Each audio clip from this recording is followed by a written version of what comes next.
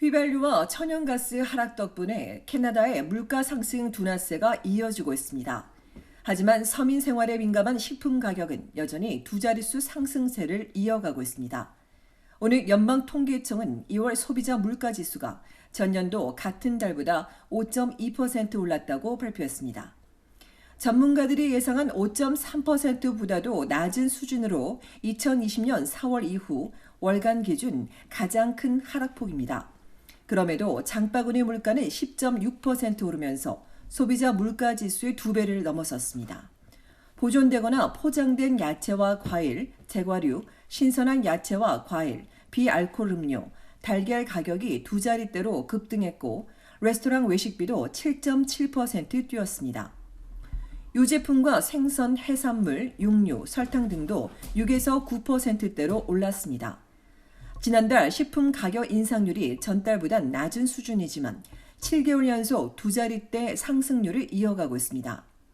여기에 더해 임금 상승도 아직 물가 상승에 못 미치고 월세 등 생활비도 여전히 높아 서민들의 체감 물가는 좀채 나아지지 않고 있습니다.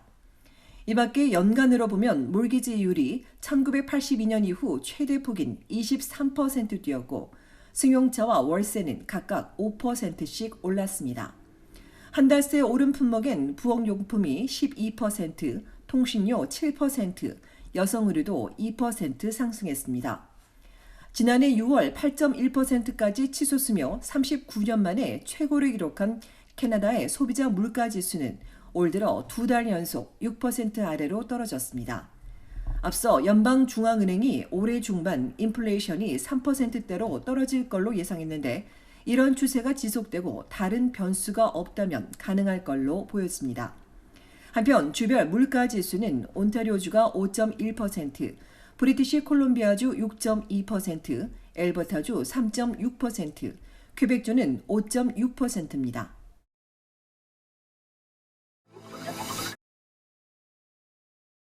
온타리오주 놀스욕 동쪽의 한 쇼핑몰 주차장에서 대낮에 총격이 발생했습니다.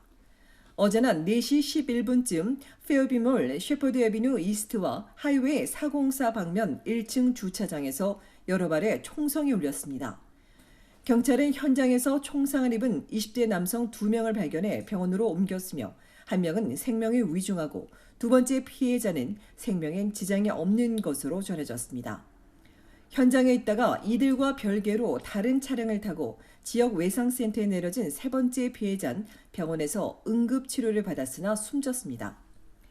현장에 있던 검은색 아우디 차량을 수사 중인 토론토 경찰은 총격범들이 현장을 벗어나거나 차량을 타고 도주한 것으로 보인다며 오후 4시 이후 범행 현장이 담긴 대시캠이나 범행 장면 또는 용의자들을 목격한 시민들의 적극적인 제보를 요청했습니다.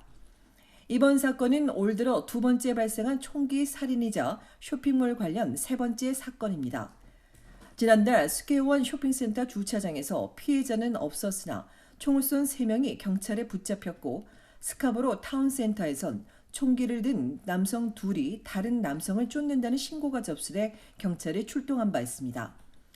또 지난해 8월엔 6대1몰 인근 402 고속도로에서 30대 남성이 하늘을 향해 총을 발사해 쇼핑몰이 통제되기도 했습니다. 미시사가에서도 총기 사건이 잇따랐습니다. 어젯밤 7시 40분경 학교 세 곳이 밀집한 드림크레스트 로드와 펄링브룩 드라이브 주택가에서 총성이 울렸다는 신고가 접수됐습니다. 현장에 출동한 경찰은 이미 숨진 한 명을 발견했으며 살인사건 전담팀이 주변을 탐문 조사하고 있습니다.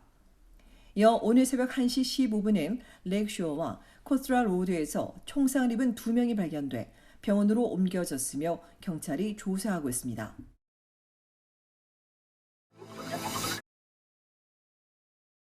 온타리오주 토론토에서 응급 상황이나 급한 도움이 필요해 911에 전화를 걸지만 응답 시간이 너무 지체되고 있다는 지적입니다. 캐나다 국영방송 CBC가 입수한 자료를 분석한 결과 지난해 10월 30일에는 911 첫 응대까지 평균 6분 28초가 걸렸습니다. 또 한 해 전 한 신고자는 무려 10분 넘게 통화를 기다려야 했습니다. 문제는 이런 911 지체가 개선되기는커녕 해를 거듭할수록 심각해지는 겁니다. 지난해 토론토의 한 남성이 길거리에서 문제가 심각해 보이는 남성을 발견하고 다급히 911에 신고했지만 5분 동안이나 전화가 울리기만 할 뿐 아무도 대응하지 않았습니다. 앞서 이런 문제들이 제기되자 감사를 진행한 토론토 감사원은 지난해 6월 인력 부족과 911 신고량 증가를 지체 요인으로 꼽으며 직원 충원 등을 권고했고 토론토 경찰도 개선을 약속했습니다. 하지만 2021년과 2022년 하반기를 비교해보니 6개월 연속 지체 시간은 더 늘어났고 특히 지난해 7월에는 전년과 비교해 무려 5배나 더 늦어졌습니다.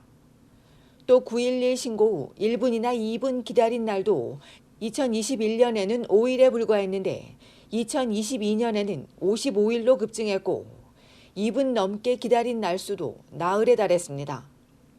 911 센터가 신고 전화를 효율적으로 접수하지 못하는 실정입니다. 캐나다 주민안전협회는 이는 비단 토론토뿐 아니라 전국적인 문제라며 감사원과 같이 직원 부족을 주요인으로 꼽았지만 여기에 더해 정신건강과 예산 부족도 문제라고 지적했습니다.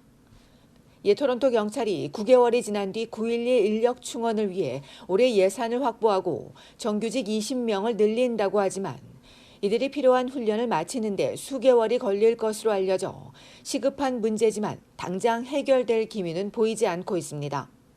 이처럼 911 응대가 지체되다 보니 촌각을 다투는 응급 상황일 경우 골든타임을 놓칠 수 있다는 우려까지 나오고 있습니다.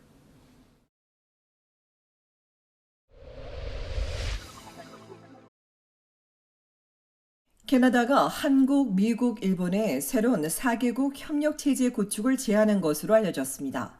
미국과 일본, 호주, 인도 4국 간 다자 안보 협의체인 쿼드처럼 환태평양 지역 민주주의 진영의 협력을 강화해 북한의 핵, 미사일에 대응하고 중국과 러시아를 견제하기 위해 신쿼드를 만들자고 일본 총리에게 제안했다는 겁니다. 이와 관련해 외교부는 캐나다와 인태 지역 내 협력을 위한 다양한 방안을 논의하고 있다고 했고 대통령실은 G7 정상회의나 한미일 정상회담에서 논의될 가능성이 매우 크다고 전한 가운데 아직 캐나다에서 한국 정부에 구체적인 제안을 한 것은 없지만 비공식으론 한미일과 캐나다 간 경제, 안보 협력 심화를 위한 여러 논의가 진행 중인 것으로 전해졌습니다.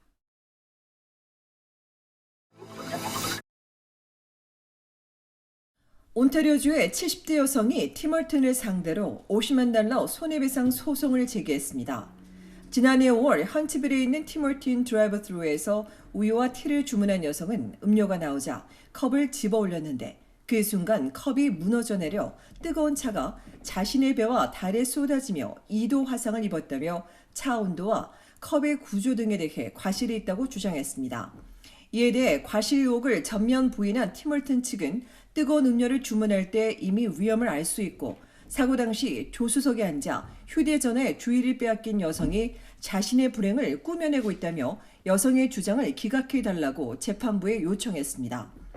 한편 올해 초엔 브리티시 콜롬비아주의 한 남성이 드라이브-트루에 멈춰선 동안 뜨거운 커피에 부상을 입었다며 맥도날드를 상대로 소송을 제기했고 10년 전에도 유사한 소송이 있었습니다.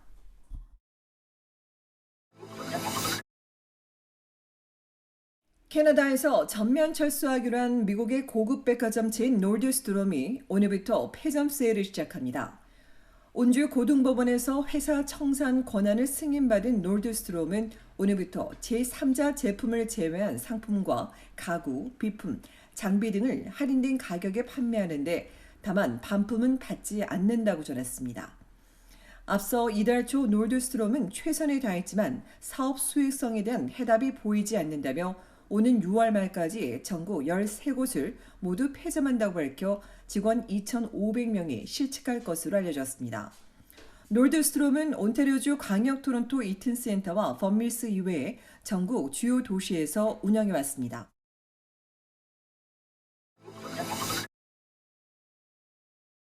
온타리오주 토론토 한인회가 봄방학을 맞아 지난 13일부터 17일까지 5일간 한국문화 체험 캠프를 개최했습니다. 4세에서 6세 반, 7세에서 9세와 10세에서 12세 반으로 나뉜 학생 20명은 새천년 건강 체조를 시작으로 직접 색칠한 탈을 쓰고 탈춤을 추는가 하며 장구를 배우고 윷놀이와 오목, 알까기 등 다양한 한국 놀이 문화를 즐겼으며 이외에 태권도 특강 수업도 있었습니다. 김밥과 만두, 김치는 물론 한국의 전통 간식 다식과 붕어빵을 만들어 함께 나눴으며 3.1절에 대해 배우고 서예와 한지 공예도 배울 수 있었습니다. 마지막 날 청팀과 백팀으로 나눠 진행된 미니 올림픽에선 공굴리기와 무궁화 꽃이 피었습니다. 이인 삼각 경기 등을 겨루며 승부욕을 불태우기도 했습니다. 앞으로도 한국문화 체험을 이어가겠다고 밝힌 한인회는 캠프에 수고해준 담임 선생님과 자원봉사 보조교사 또 부엌에서 아이들을 위해 점심을 준비해준 주방 봉사자분들에게 감사를 전했습니다.